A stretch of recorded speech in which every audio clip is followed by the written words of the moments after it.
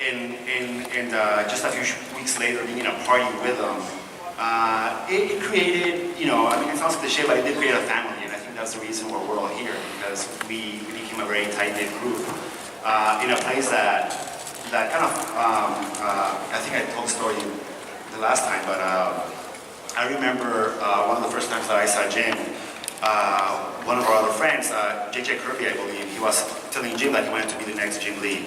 And I remember Jim telling him, it's like, I don't want you to be the next Jim Lee, I want you to be the next JJ Kirby. And I think that was like the really, really cool thing about the studio, that's the reason why there's like, everybody here has a different style that was fostered by the creative juices of the studio. Like nobody was forced to draw a certain way, you were pushed to do what you wanted to do. And if you think about the styles here, like whether it's Lee, me, Ryan, Dustin, Jim, like we all draw in a different way because that wasn't enforced at the studio, like do your own thing, do the best version of you. And then you mix that with partying and whipped cream and you create a family. Magical ingredients. I don't know if anyone's watching, but part of Wildstorm for me wasn't really about just learning to draw and getting better at drawing, but also learning to appreciate comics and the art within it. Because I mean, I grew up, I loved a lot of books, I loved a lot of the artists. I had no idea who they were and what they were doing. I just liked the comics. I never knew who I was looking at. And the best example of that was when Lee Bermejo one day came and said, "Hey man, have you heard of, George Alfino?" I was like, "Nope, never heard of him." And he's like, "Yeah, dude, this guy is very great, all this." And I was like, "Nope, never heard of him." Then he showed me a book. I was like, "Oh yeah, dude, this is one of my favorite books." I had no idea who it was. And part of that was because even though you like a book, and back for me, I just like looking at them and reading them. I never knew why I liked them.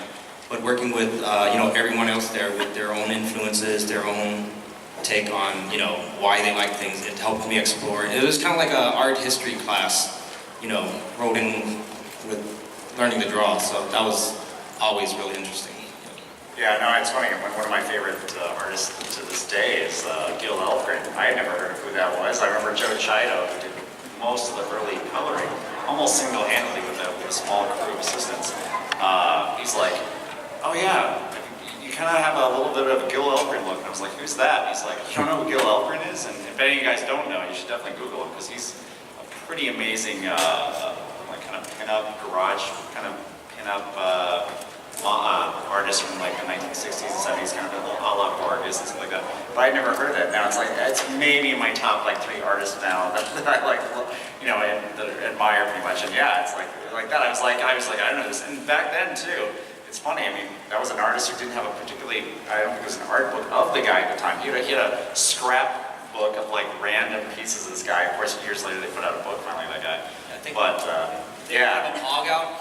Yeah, I know, it's funny. I mean, it's funny how, that's the other thing too, is like, I remember also reference too. I mean, you guys gotta remember, this is still kind of the early days of the internet, so like, if we had to draw something like an aircraft carrier or a gun or something like that, I mean, you had to like go out and buy like books on this stuff to like draw it.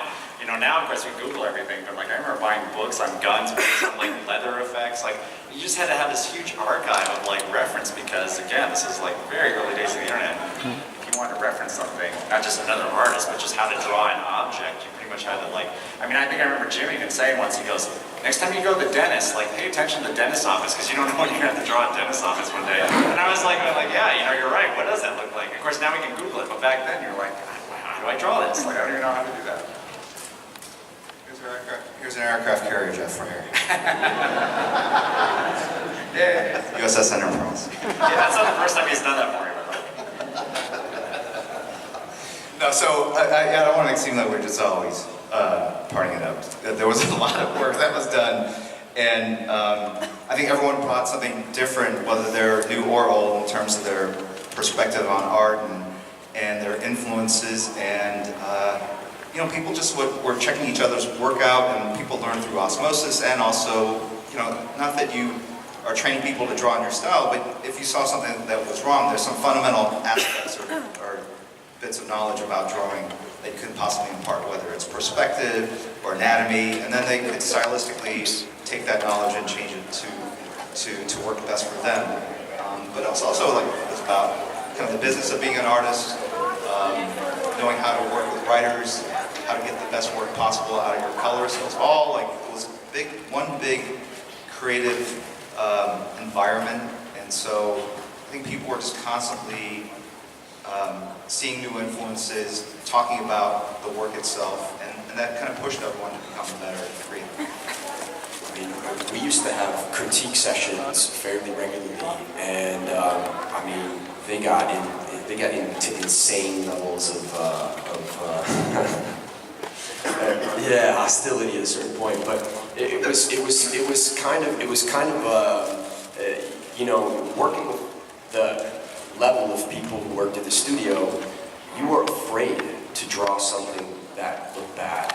A lot of my early motivation was purely fear-based. And a lot of that fear came from one person in particular named J.J. Kirby.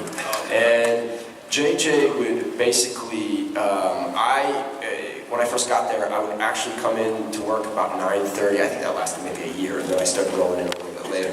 But I would come in early and nobody else was in the studio, and I would also go home. A lot of these guys would stay and work, you know, all night, or, you know. And I remember one time in particular, I was doing a bunch of card art early on in the studio, and I'd done this figure, and I was like sculpting the pencils, and it was like it was so precious. I was being so precious about it. And when I came in the next morning, JJ had erased the head of the drawing, and he like drew like a little smiley face, and next to it was a note. I mean, you know, I can't do JJ's, like, what's a JJ thing to say in that case? Like, dude, this is whack. Dude, this is whack. So that was kind of what you did. You were worried that you would produce awful work, and people would tell you, like, this is not good. So, yeah, it helped. The number one guy who used to crack on us was Sal, right there. It was him and Scott Clark.